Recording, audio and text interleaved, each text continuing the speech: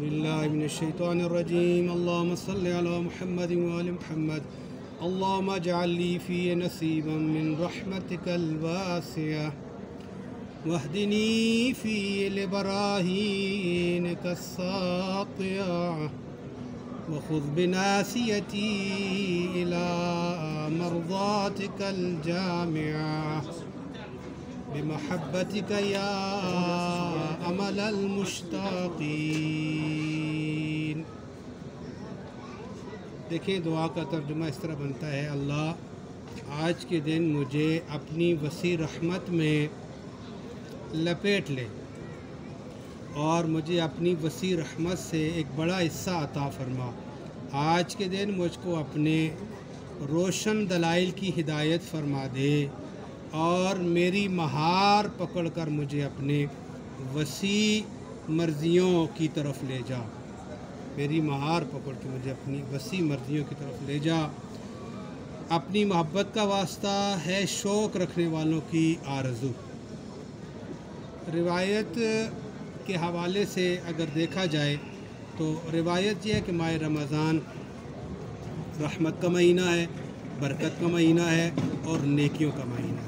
اور اتفاق یا حسن اتفاق ایسا ہے کہ آج سارا دن بوندا باندھی رہی ہے اور بارش ہوتی رہی ہے، ابھی بھی کان من ہو رہی ہے، چھوٹی چھوٹی بوندا باندھی ہو رہی ہے، اور یہ خصوصی پروردگار عالم کی رحمت کی علامت ہے کہ وہ اپنے بندوں پہ بے پناہ رحمتیں نازل فرما رہا ہے۔ کاش ہم اس کی رحمتوں کو محسوس فرمائیں۔ دعا کے پہلے جملے میں اسی لیے ہم نے آپ کی خدمت میں عرض کیا، رحمت کی طرف اشارہ کیا جا رہا ہے کہ خدا کی رحمت بہت وسیع ہے۔ دیکھیں اگر انسان کی گناہ کائنات کے ذروں جتنے بھی ہوں، اگرچہ کائنات کے ذرے کہہ دینا آسان ہے لیکن ان کی تعداد کو کاؤنٹ کرنا ممکن نہیں ہے، لیکن اللہ کی رحمت اس سے بھی زیادہ وسیع ہے۔ بس اس جملے میں کیا سکھایا جا رہا ہے؟ آپ جتنے بھی گناہ گار ہیں، جتنے بھی گناہ آپ نے کیے ہیں، آپ کے گناہ کم ہیں، اللہ کی رحمت بہت وسیع ہے، بہت وسیع ہے۔ ہمارے گناہ اس کی رحمت کی نسبت سے شاید ایک پوائنٹ بھی نہیں بن سکتے، لہٰذا قابل معافی ہیں۔ سب انسانوں کے گناہ قابل معافی ہیں، بس ہم متوجہ ہوں تو خدا کی ذات آمادہ اور تیار ہے، اس کی رحمت اپنے عروج پہ ہے، جوبن پہ ہے اور کمال پہ ہے۔ وہ چاہتی ہے کہ اپنے بندوں کو بخش دے، ان کی مغفرت فرمائے، ان کے صغیرے کبیرے گناہوں کو پاک کرے، بلکہ گناہوں کو نیکیوں میں بدل دے۔ بہرحال دوسرا جو جملہ ہے دعا کا، اس میں کیا کہا جا رہا ہے کہ اے اللہ تیری ہدایت کی نشانیاں واضح ہیں اور وحدنی فی لبراہینک الساطعہ، مجھے ہدایت عطا فرما اپنی ان ہدایت کی، اپنی ان براہین کی طرف۔ اب دیکھیں اللہ کی ہدایت کتنی واضح ہے، ہر دور میں خدا نے ہادی کو رکھا ہے، اور آج کا ہمارا جو دور ہے یہ امام مہدی علیہ السلام کا دور ہے۔ خود مہدی کا معنی ہی یہ ہے کہ وہ مقام جہاں سے ہدایت کے چشمے پھوٹتے ہوں، جو سرچشمہ ہدایت ہو، جو سراپا ہدایت ہو۔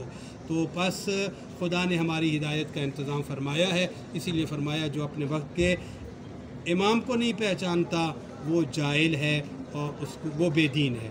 لہٰذا ہمارے پاس ہدایت کا سب سے بڑا سامان وقت کے امام زمان ہے۔ آپ کی خدمت میں عرض کیا جائے، تیسرا جملہ یہ تھا کہ پروردگار میری مہار کو تو پکڑ لے، میرے نفس کی مہار کو تو پکڑ لے۔ اگر انسان اپنے نفس کی مہار کو اپنے اللہ کے ہاتھ میں دے دے، یعنی اس گھوڑے کو، اس نفس کے گھوڑے کو، اس یعنی کہ مرکب کو اگر خدا چلا رہا ہو، خدا کے ہاتھ میں اپنی ہم باغیں اور ڈورے دے دیں تو پھر یہ تو آخری منزل ہے، یہ تو پھر کمال ہے۔ اس کے بعد تو پھر اوپر منزل ہی کوئی نہیں ہے کہ یعنی انسان اللہ کی رضا کے مطابق حرکت کر رہا ہو، خدا کی مرضی کے مطابق اس کا زندگی کا ایک ایک قدم اٹھ رہا ہو، یہ کمال ہے۔